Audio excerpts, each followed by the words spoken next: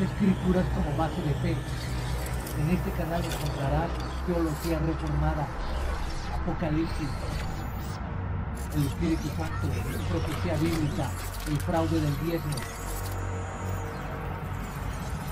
diccionario bíblico, panorama bíblico, libros gratis. La Iglesia de Cristo debe reformarse o morir. Una lucha incansable contra la apostasía. Un resultado esencial del protestantismo fue la abolición de la autoridad jerárquica.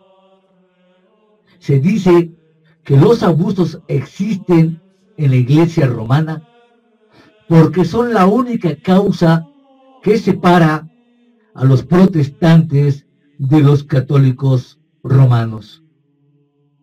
Estos abusos podrían haberse remediado y quitar así la base en que descansaba el cisma. Pero decir que la Reforma empezó protestando contra los abusos de administración no quiere decir sino que al principio el protestantismo no era un sistema completamente desarrollado. En su forma madura, como todo el mundo lo sabe, la Reforma consistió en la negación de la autoridad papal y sacerdotal. En el estudio de su desarrollo, este es uno de los puntos principales que debe de ocupar nuestra máxima atención. Para descubrir, pues, las causas de la Reforma, examinaremos en primer lugar el crecimiento y progreso del sistema jerárquico, manifestando por qué razón se había debilitado en el periodo inmediatamente anterior al siglo XVI. Después, contemplaremos varios hechos que se presagiaban una revolución religiosa y contribuyeron a producirla. Es posible separar la idea de la autoridad de la orden sacerdotal, de la supremacía papal basada en ella. Sin embargo, observaremos como cuestión de hecho que muchas de las causas que tendían a destruir la fe en esta doctrina obraron de igual manera en contra de aquella. La clave del arco no pudo aflojarse sin perjudicar la estabilidad en todo el edificio. En el presente video, el crecimiento y la decadencia del poder papal será el asunto que principalmente ocupará nuestra atención. Y al tratar de la segunda parte de nuestro asunto, a saber, la decadencia del papado, llamaremos especialmente la atención a la influencia de una causa que llamaremos el espíritu del racionalismo. La religión de la dispensación antigua es declarada en el mismo Antiguo Testamento por los profetas como sistema rudimentario e introductorio a otro más espiritual. La naturaleza interior que caracteriza las enseñanzas de la religión de Cristo la capacita para ser universal. La adoración hállase libre de las restricciones legales y de los rasgos característicos externos y sensibles del ritual judaico. La religión del Nuevo Testamento se distingue de la del sistema preparatorio por la ausencia de un rasgo esencial de este, a saber, la de un sacerdocio medianero y el templo. Los discípulos formaban una comunidad de hermanos con relaciones perfectamente identificadas por recibir todos la iluminación y dirección del mismo espíritu que los unía.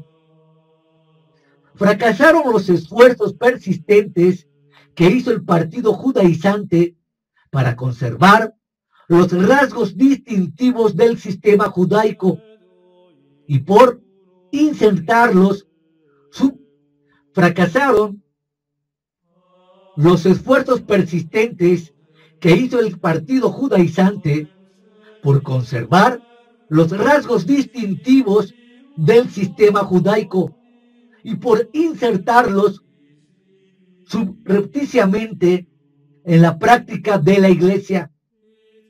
La verdadera interpretación del Evangelio, que daba libertad al alma y acceso inmediato a Dios por medio de un solo sumo sacerdote que superaba toda otra mediación sacerdotal. Esa interpretación a la cual los demás apóstoles asintieron virtualmente, pero de la cual Pablo fue el expositor siempre claro y siempre constante. Prevalecía en las sociedades cristianas que se esparcieron luego por todo el imperio romano. La organización de estas era demasiado sencilla.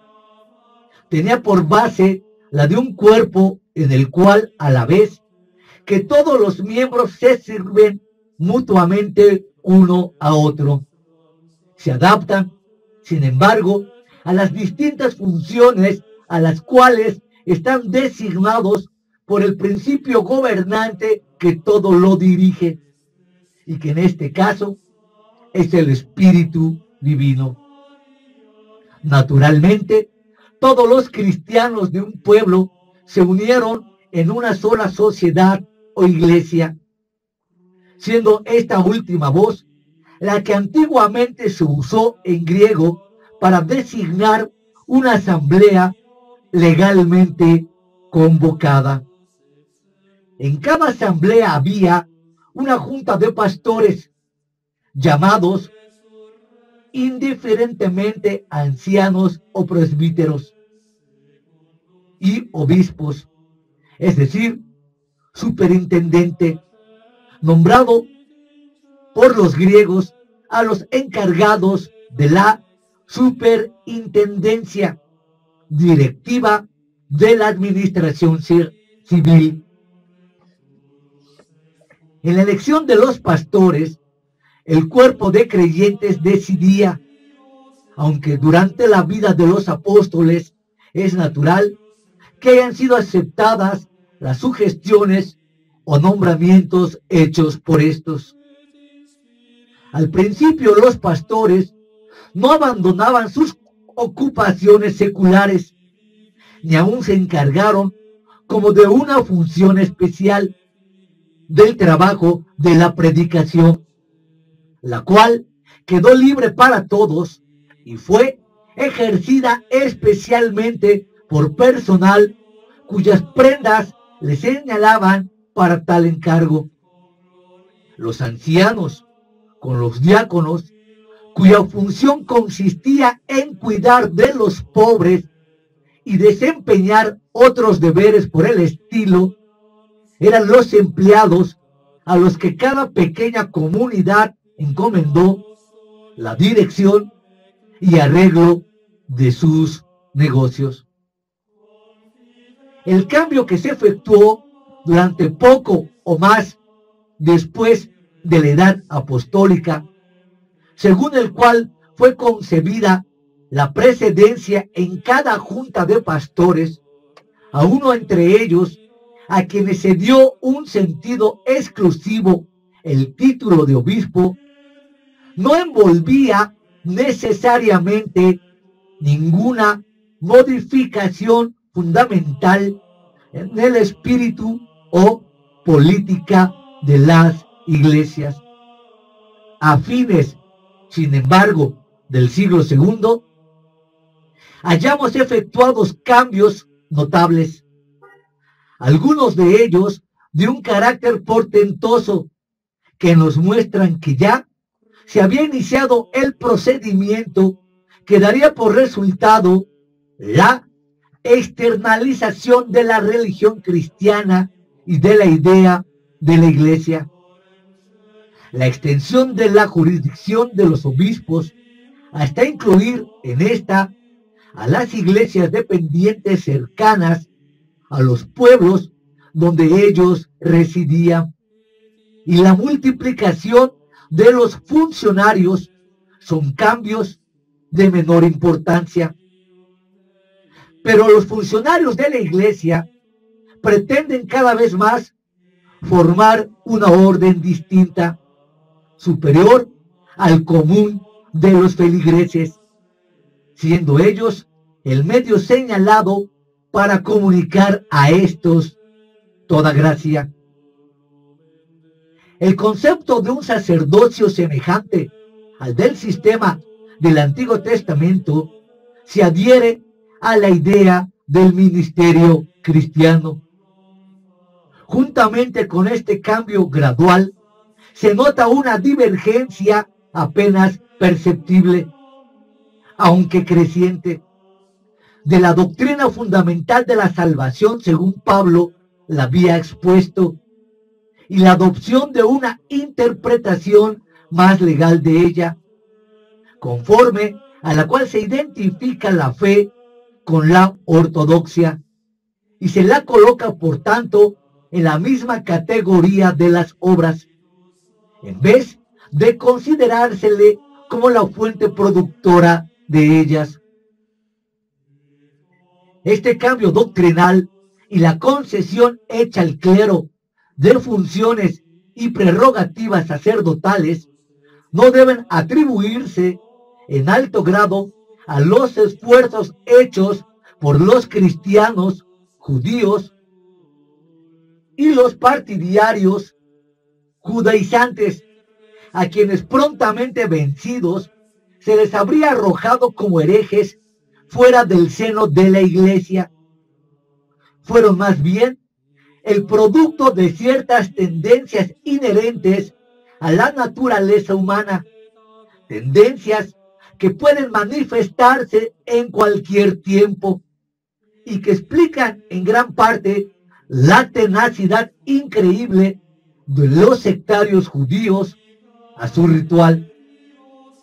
Estas tendencias, sin duda, se agravaron materialmente por las circunstancias especiales en que la iglesia primitiva se encontró, siendo una de ellas el abuso de la doctrina de Pablo, hicieron los gnósticos y las especulaciones antinomianas. Hubo causas que surgieron desde luego la idea de una jerarquía y de la política jerárquica. La necesidad de una organización más compacta fue patentizada por las percusiones a las que el gobierno romano sujetó a la iglesia, y más que todo por su gran conflicto con una gran multitud de heresiarcas que procuraban amalgamar el cristianismo con las diversas formas de la filosofía griega y oriental. La forma de gobierno adoptada por la Iglesia se asemejó naturalmente a los modelos políticos que había en aquel entonces. El principio de la confederación fue bien comprendido por los griegos. La iglesia establecida en la capital de una provincia adquiría con facilidad, al igual de su obispo, precedencia sobre las demás iglesias y obispos que había en el mismo distrito, y de esta manera tomó desarrollo el sistema metropolitano. Un grado aún superior fue acordado a los obispos e iglesias de las ciudades principales, tales como Roma, Alejandría y Éfeso. Y es este hecho que tenemos los gérmenes de un dominio jerárquico aún más extenso. En una época que se remonta hasta la última parte del siglo II, la Iglesia había tomado ya la forma de una sociedad visiblemente organizada.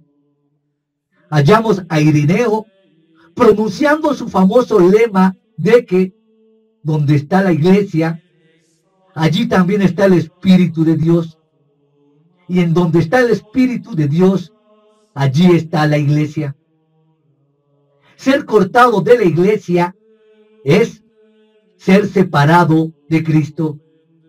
La Iglesia es la puerta de acceso a Él. Podemos también explicar fácilmente la importancia que empezó a darse a la tradición, porque los defensores del cristianismo contra las corrupciones gnósticas naturalmente fundaban sus argumentos en la evidencia histórica prestada por la presencia y testimonio de las principales iglesias que habían sido fundadas por los mismos apóstoles. Ireneo y Tertuliano dijeron a los que buscaban la verdad que fueran a Corinto, Efeso, Roma, a los lugares, en fin, donde los apóstoles habían enseñado, para informarse acerca de si las nuevas especulaciones de su tiempo podían contar con la sanción de los primeros discípulos de Cristo. La preeminencia de Roma como custodio de las tradiciones es lo que Ireneo quiere afirmar en un pasaje célebre que exalta a dicha iglesia. Pero esa clase de preeminencia podía contribuir a preparar el camino para otro concepto muy distinto que con ella se relacionaría.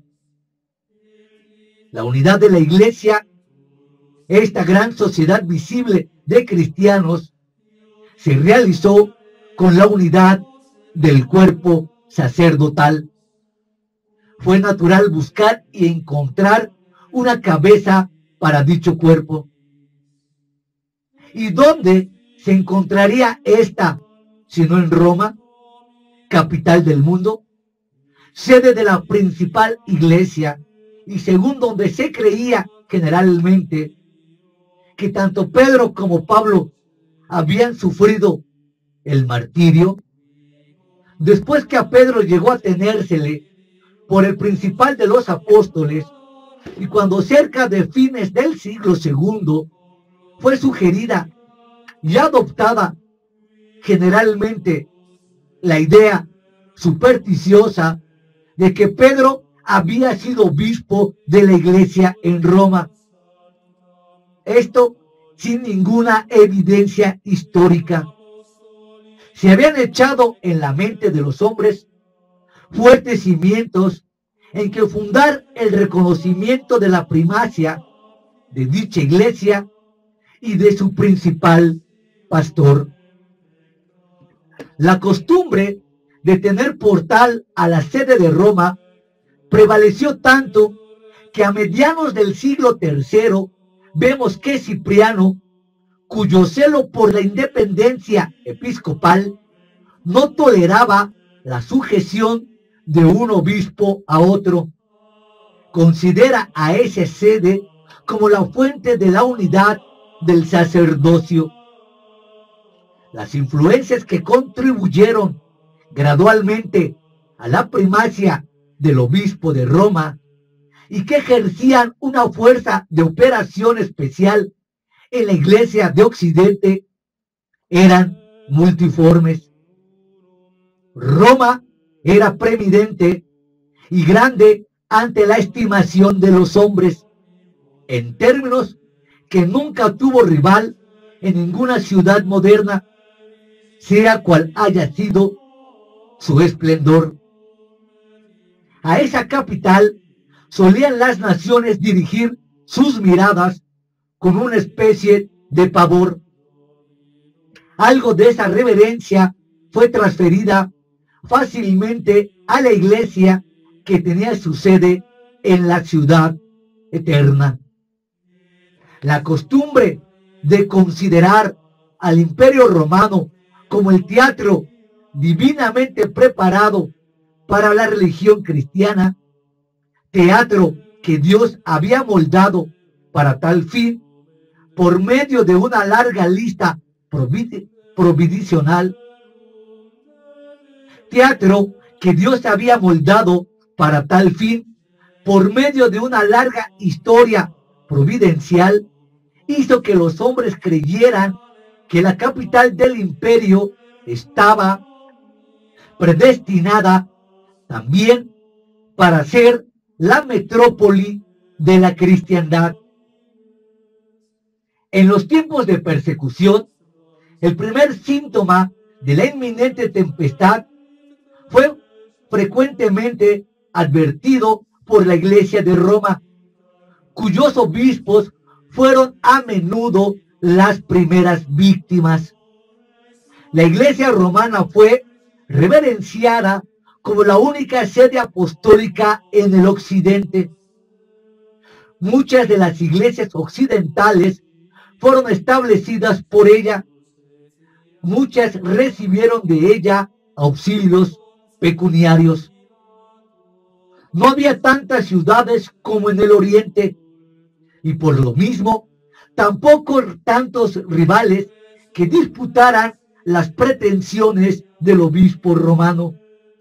Y había menos oportunidad para el desarrollo del sistema metropolitano, que en el oriente sirvió hasta cierto punto para restringir la ambición de todos los prelados. Desde un principio, la Iglesia latina participó del espíritu práctico de la raza entre la cual fue levantada.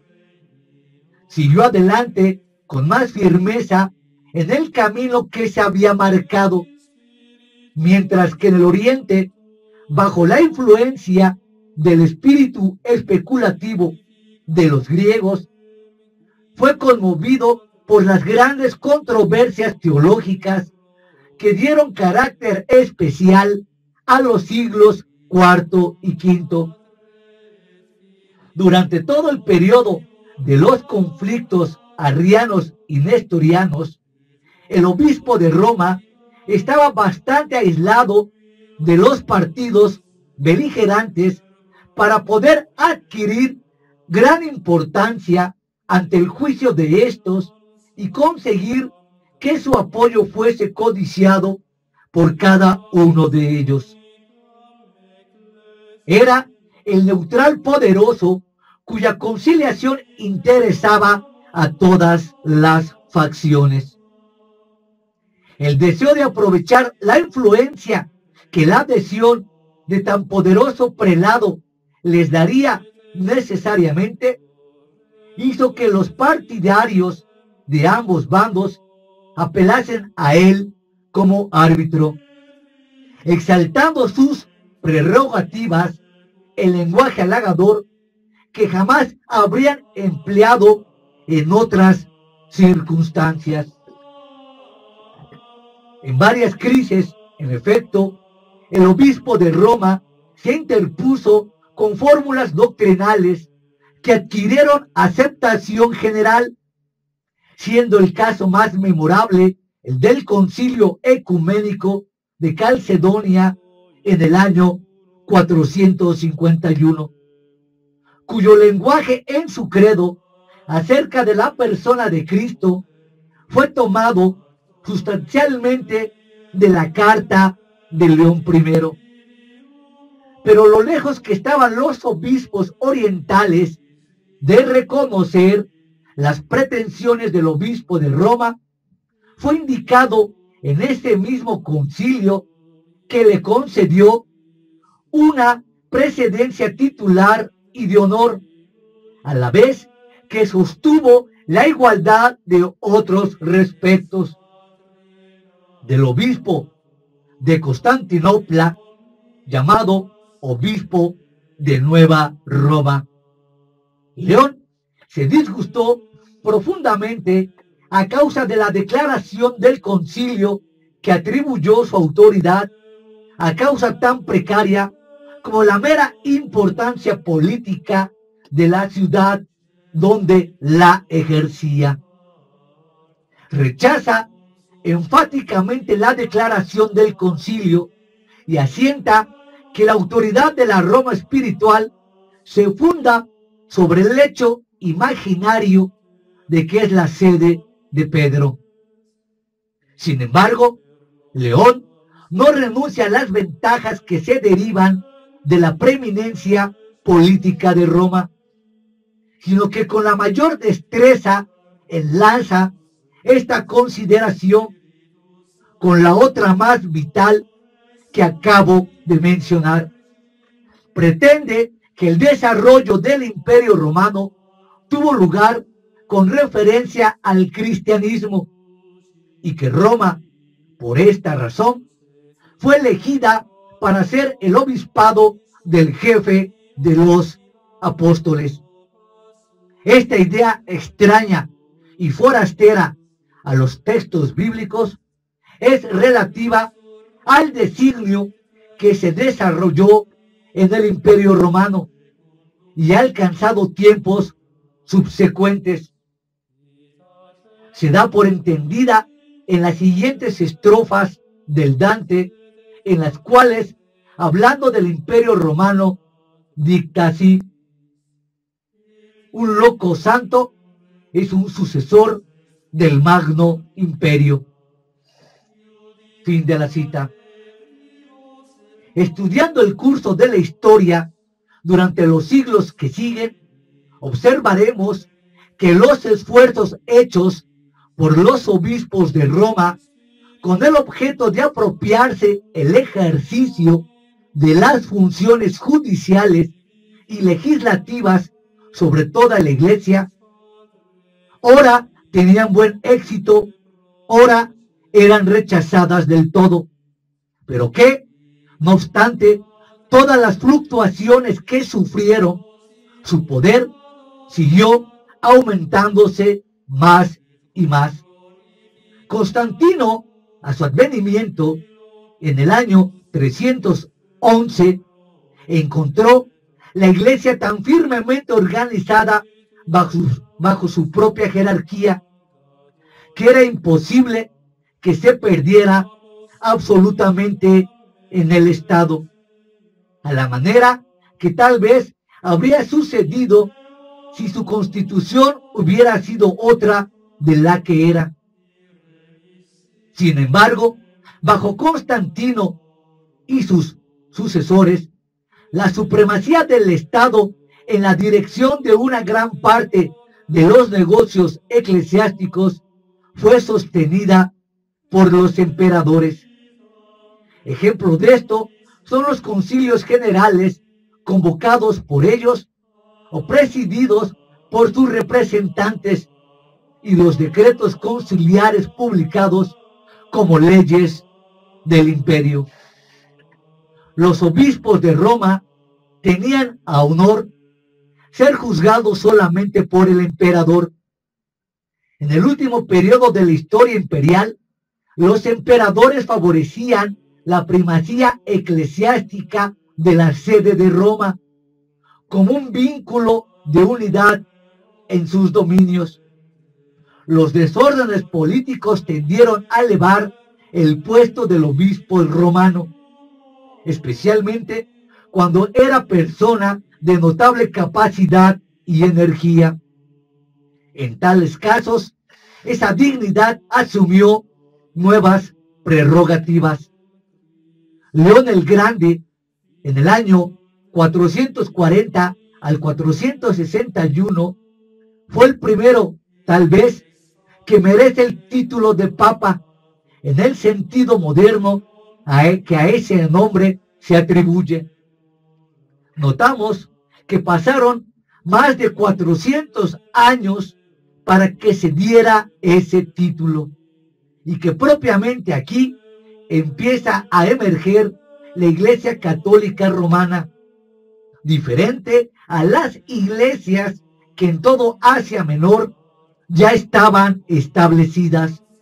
Así que es una gran mentira decir que la Iglesia Católica Romana es la iglesia fundada por Cristo y sus apóstoles, puesto que vemos que ya existían otras iglesias que eran más puras y más cristianas. De tal manera se probó que era una columna de fuerza en medio del tumulto y de la anarquía y de la política. Sus conspicuos servicios protegieron a Roma y sus habitantes controlaban a los bárbaros. Le facilitó el ejercicio de una jurisdicción espiritual que se extendió no solamente a Italia, sino a Galia y África. Valentiniano III, en el año 445, por medio de un rescripto imperial, le constituyó en jefe supremo de la Iglesia de Occidente.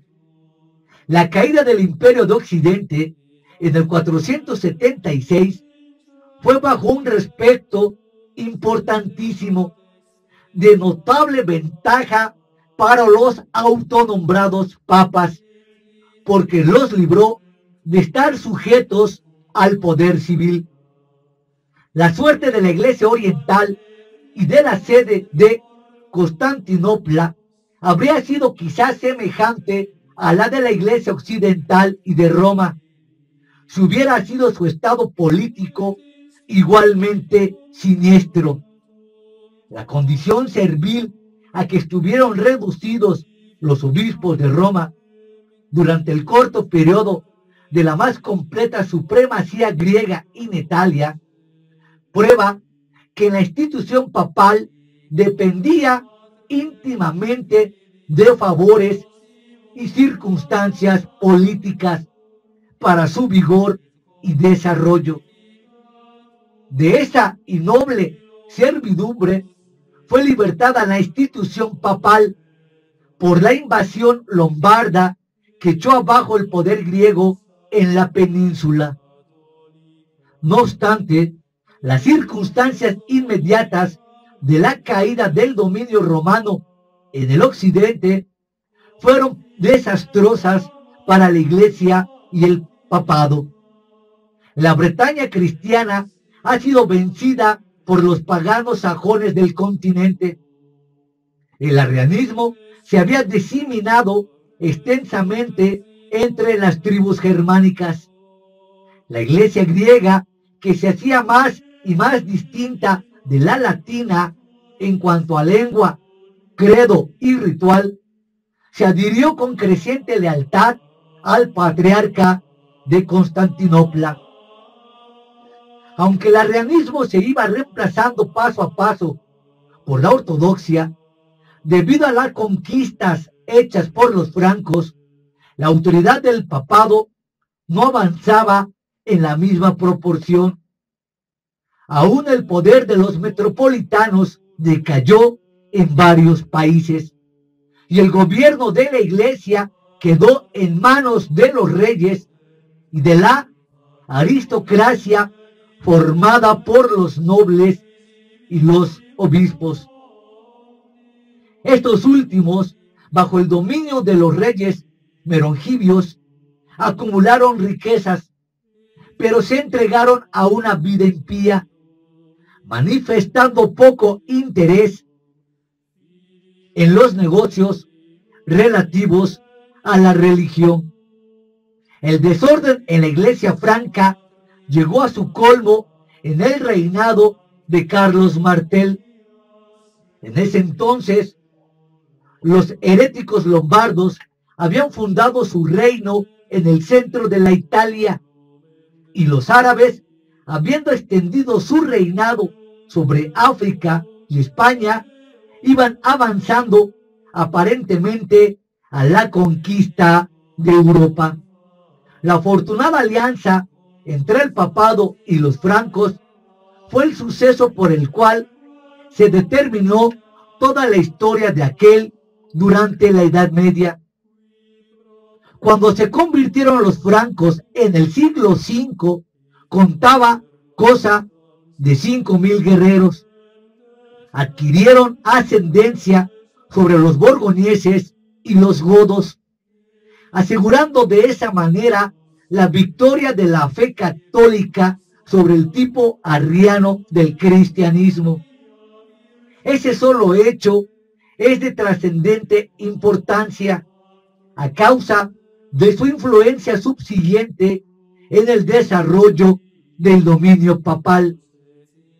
Además de esto, en el reinado de Carlos Martel, derrotaron en Poitiers en el año 732 a los maometanos, que en su avance victorioso iban encerrando la cristiandad y amenazándola no solo con la destrucción de la sede papal, sino aún con la extirpación del mismo cristianismo. Bajo la protección de los francos se fue a vivir Bonifacio entre los alemanes, con el fin de procurar la conversión de estos.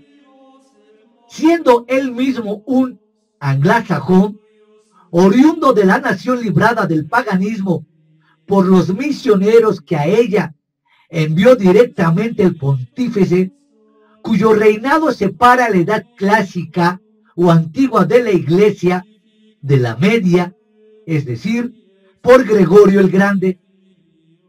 La usurpación de Pepino, fundador de la línea de los carlovingios, fue consagrada en el juicio de sus súbditos por la sanción que de ella obtuvo el Papa Zacarías hasta el año 750. La renovación política de la monarquía franca estrechó más sus relaciones con Roma. La primacía de Pedro fue reconocida universalmente y hasta adquirió, debido a los trabajos de Bonifacio, una significancia más exaltada de la que jamás había poseído en tiempos anteriores.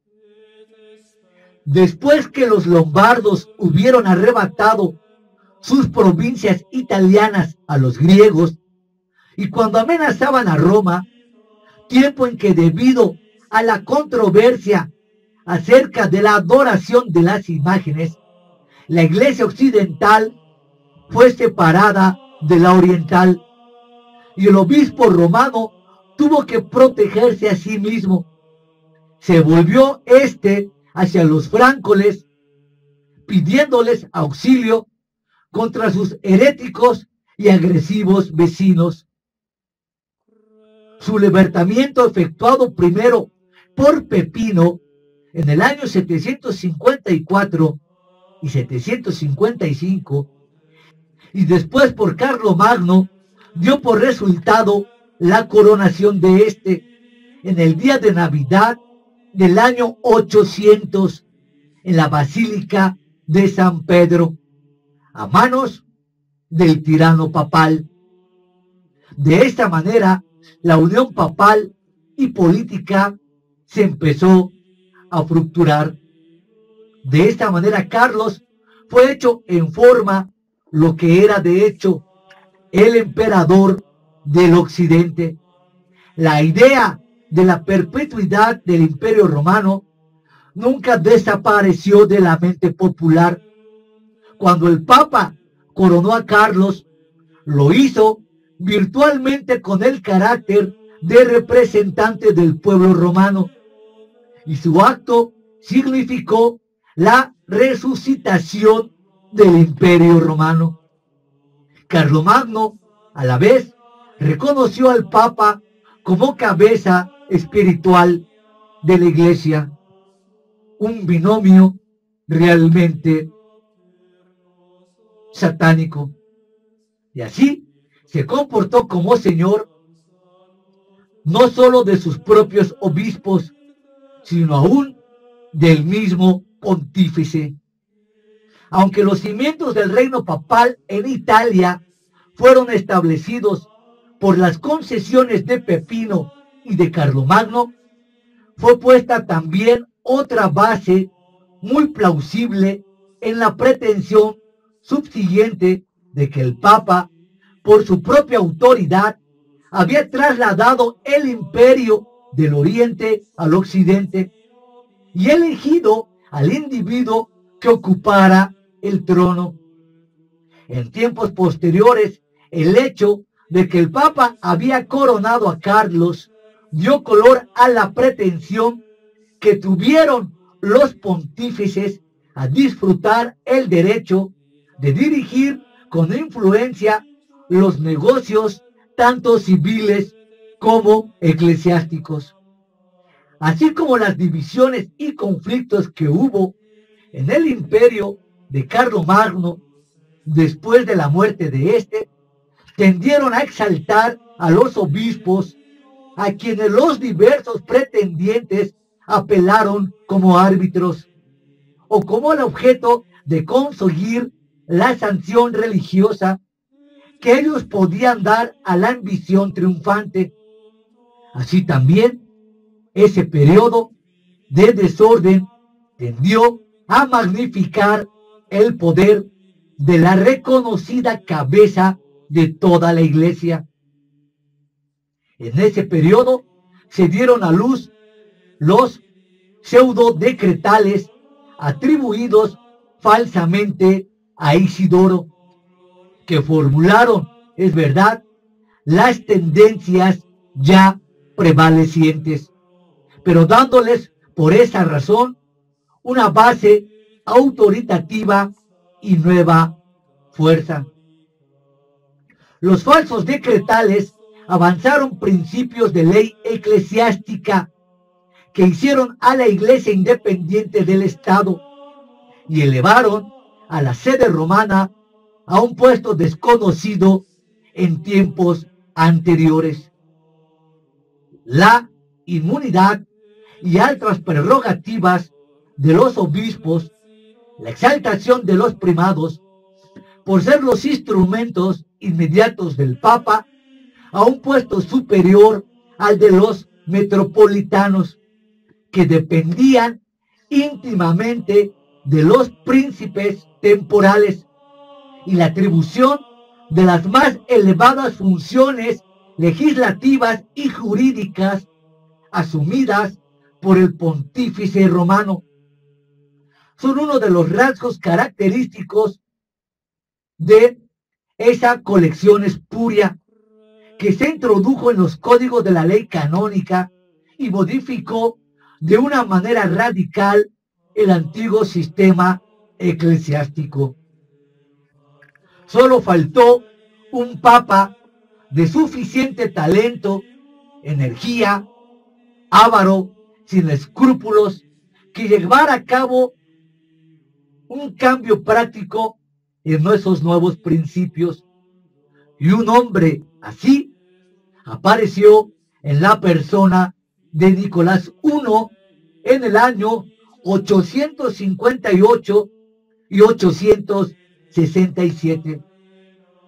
Aprovechándose él de una favorable oportunidad, puso en práctica la disciplina eclesiástica contra Lotario II, rey de Lorena, a quien compelió a someterse a su juicio papal en una causa matrimonial, destituyendo a los arzobispos que se habían esforzado en frustrar su propósito. Al mismo tiempo, el impío Nicolás humilló a Incamaro, el poderoso arzobispo de Reims, que no había hecho caso de la apelación hecha a Roma por uno de sus obispos, Rotado de Soissons.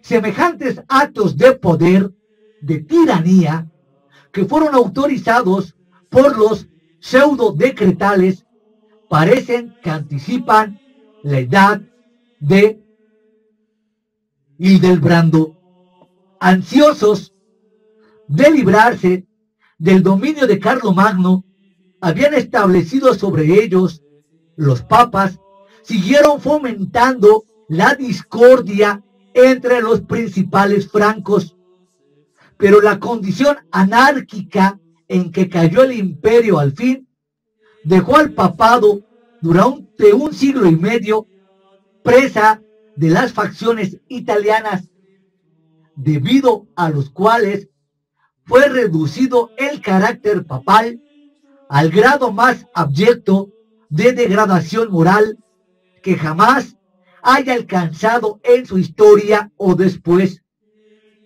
En esa época, durante la cual hubo rameras que dispusieron del cargo papal, dando a sus favoritos la tiara, fue interrumpida por la intervención de los soberanos alemanes, Otón I y Otón III, con el cual el primero tuvo origen el Santo Imperio Romano, en el sentido en que este nombre se ha usado en tiempos posteriores, es decir, como la contraparte secular del papado.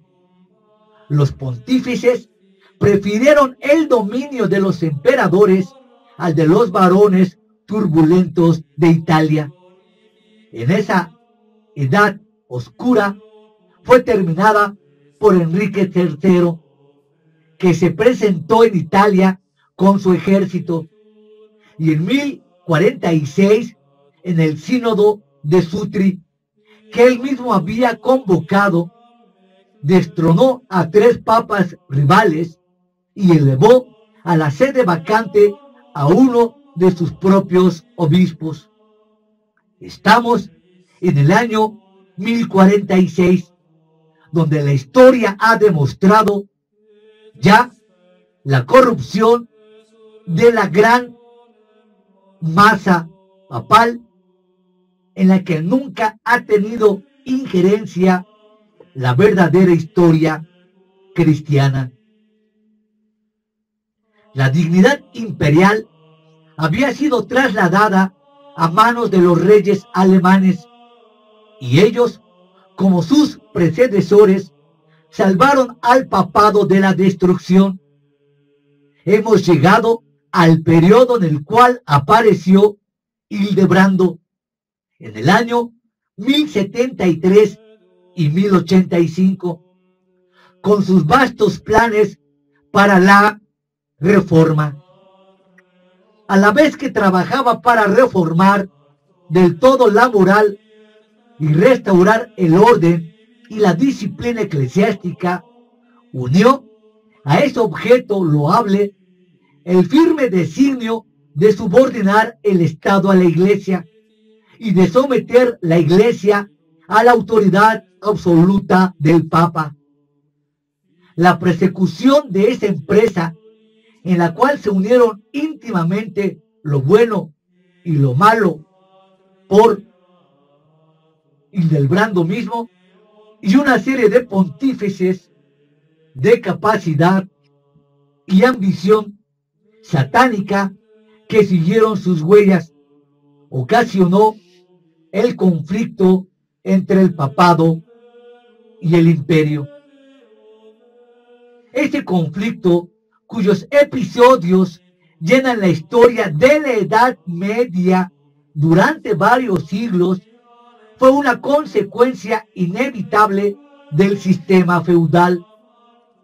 La dependencia de su soberano, en que se hallaban los príncipes eclesiásticos, y como consecuencia de ella, el derecho de éste de investirles con las insignias de su cargo, tuvieron que mantenerse, puesto que de otra manera el reino se habría dividido contra sí mismo.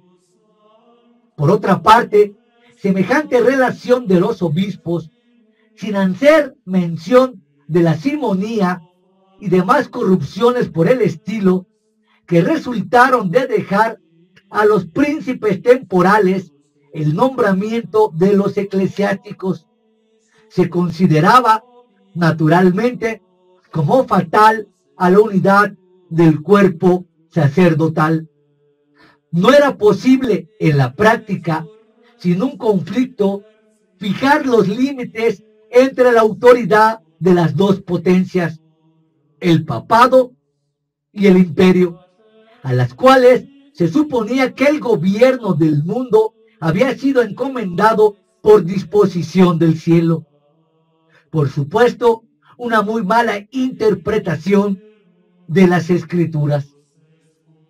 Decir que el emperador había sido comisionado para presidir sobre los negocios temporales del hombre, mientras que el Papa tenía que gobernarle y guiarle en cosas espirituales, era establecer un criterio demasiado vago para definir los límites de la jurisdicción de cada uno de los dos. La coordinación o equilibrio de ambas potestades era una relación tal que, admitiendo que fuera práctica, no podía satisfacer ni a una ni a otra. Había una lucha entre las dos, en la cual cada una llevaba por mira establecer una monarquía universal.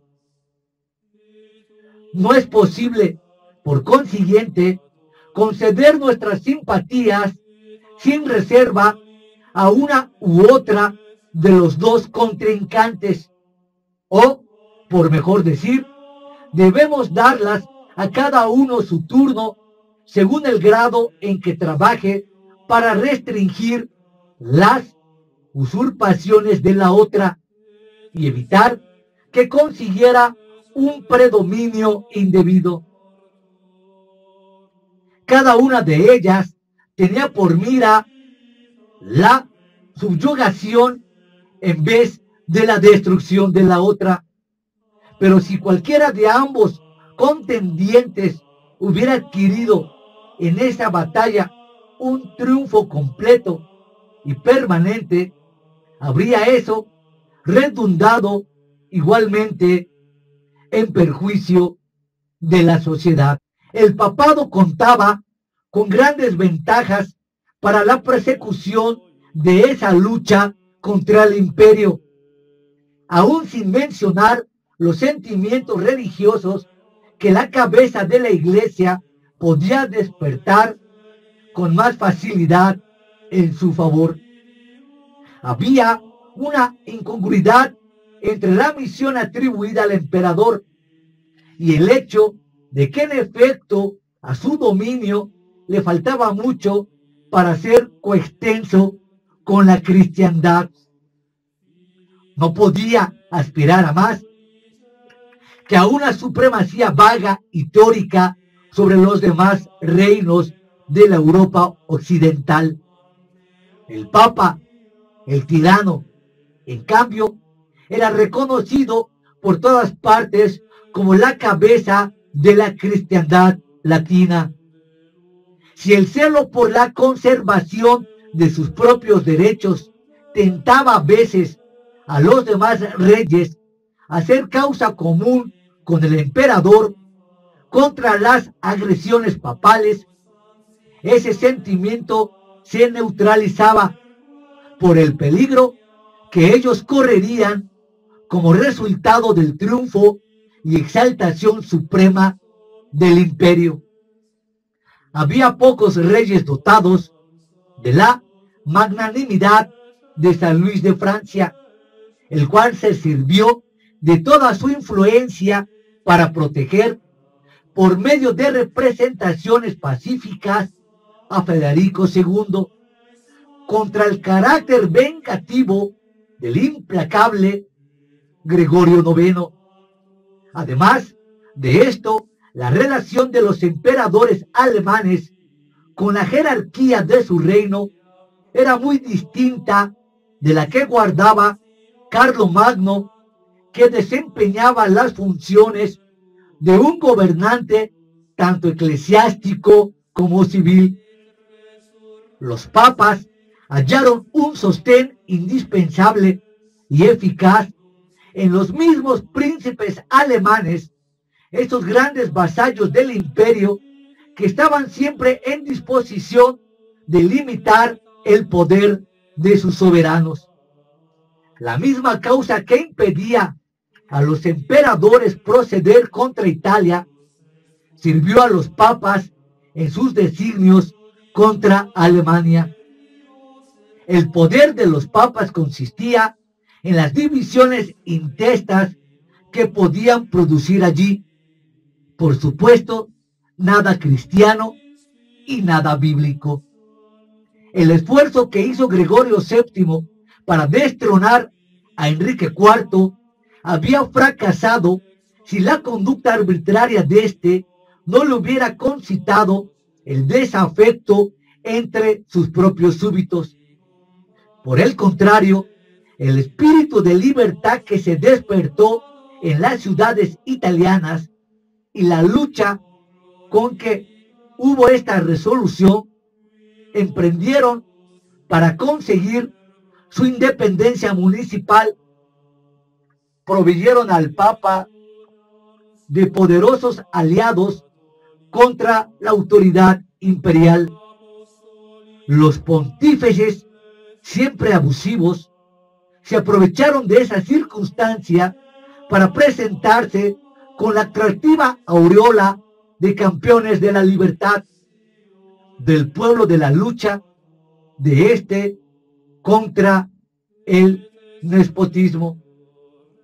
Las cruzadas proporcionaron a los papas la oportunidad de hacer el papel de jefes de la cristiandad y aprovecharse así del entusiasmo y la ignorancia religiosa que se extendió como un fuego por la Europa.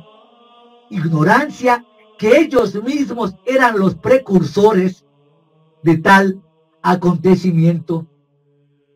La influencia inmediata de este movimiento pudo verse en el incremento que tomó el poder de los pontífices y en la consiguiente disminución que sufrió el de la causa imperial.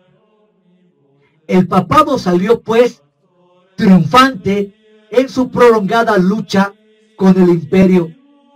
La humillación de Enrique IV, a quien Hildebrando hizo esperar, vestido de penitente por 3 días en el patio del castillo de Canosa, sea cual haya sido la deshonra que infligía en la causa imperial, no fue más que un acto de política ejecutado por un joven gobernante, no fue más que un acto de política ejecutado por un joven gobernante de genio violento, que esperaba por ese medio ganarse de nuevo la obediencia de sus súbditos.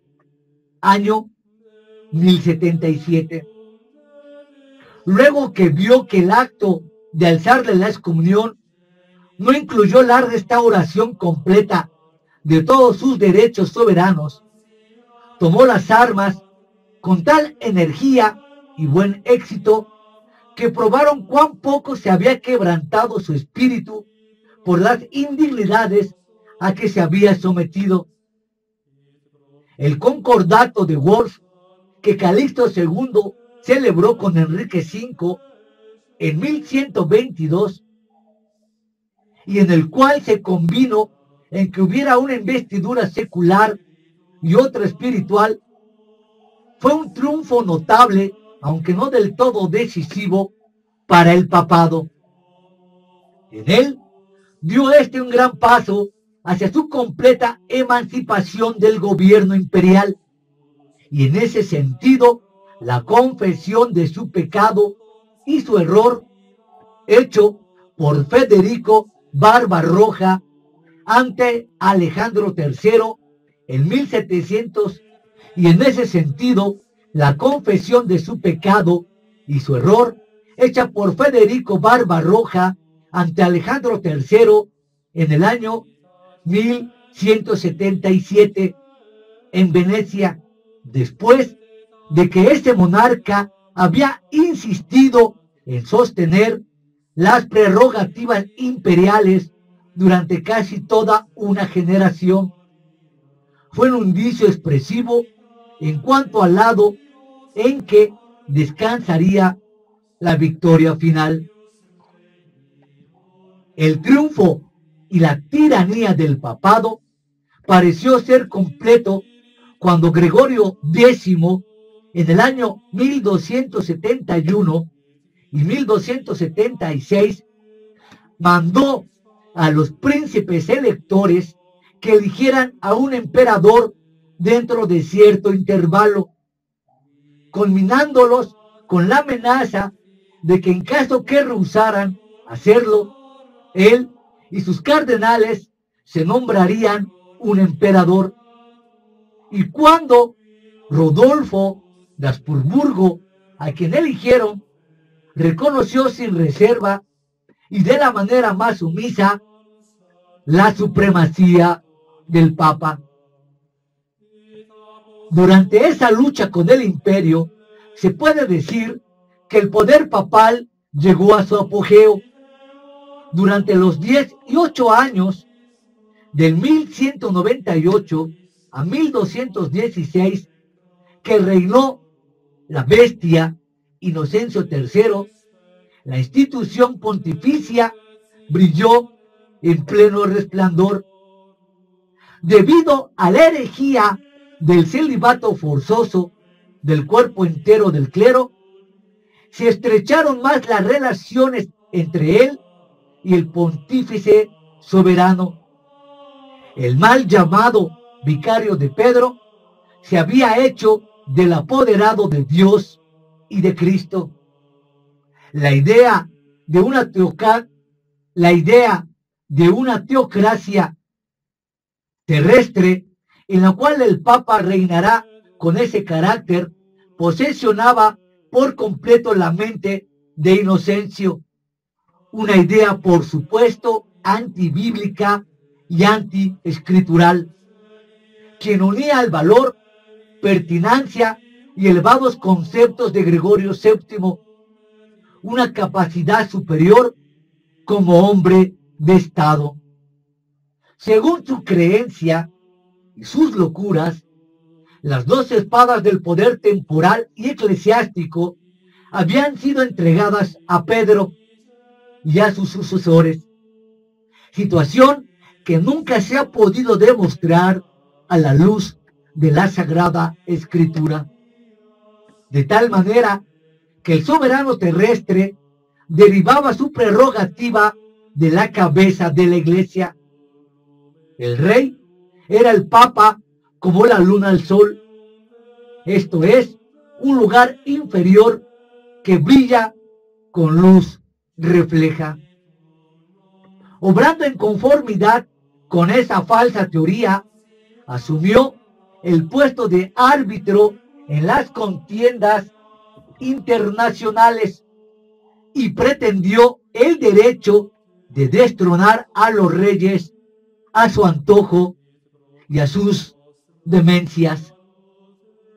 En ese sentido, se interpuso con el fin de dividir la elección imperial combatida entre Alemania, y cuando Otón IV, el emperador a quien puso en el trono, mostró ser falso en cuanto a sus promesas a la sede papal, lo excomulgó y le depuso, reemplazándolo con Federico II.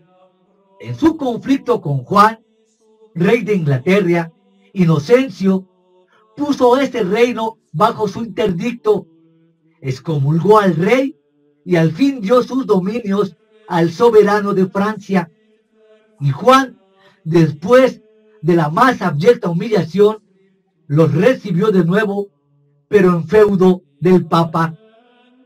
En la Iglesia, este asumió el carácter del obispo universal en conformidad con la teoría de que toda la autoridad episcopal fue depositada originalmente en Pedro y en sus sucesores, algo que Cristo jamás dijo, y comunicada desde esa fuente a los obispos, que así quedaron convertidos en meros vicarios del Papa, a quienes él, por lo mismo, podía deponer según su tiránica voluntad. A él perteneció toda la autoridad legislativa, pues mientras los concilios no tenían más que un poder deliberativo, el derecho de convocarlos y ratificar o anular sus actas le quedó exclusivamente encomendado. Solo él no estaba sujeto a las leyes y las podía suspender al tratarse de los demás. Aún la doctrina de la infalibilidad papal empezó a extenderse, doctrina por supuesto que nunca aparece en las escrituras sagradas. Otro hechizo, otra amalgama, otra especulación de los falsos papas, inventores de dogmas que han domado la conciencia de sus creyentes. Y parece que por lo menos era menos implícita. Así fue declarado en las enseñanzas del más eminente teólogo de esa época, Tomás de Aquino. La revolución eclesiástica, conforme a la cual ciertas facultades que antiguamente se habían repartido entre toda la Iglesia, fueron monopolizadas por el Papa. Fue análoga el cambio político en virtud del cual se sustituyó poco a poco el sistema feudal con la monarquía. El derecho de confirmar el nombramiento de todos los obispos y el de aún de nombrarles y disponer de los beneficios eclesiásticos como se hace hoy en esta época moderna en pleno año 2017. El derecho exclusivo de la absolución, canonización y dispensación, el de imponer contribuciones a la Iglesia y otros por el estilo,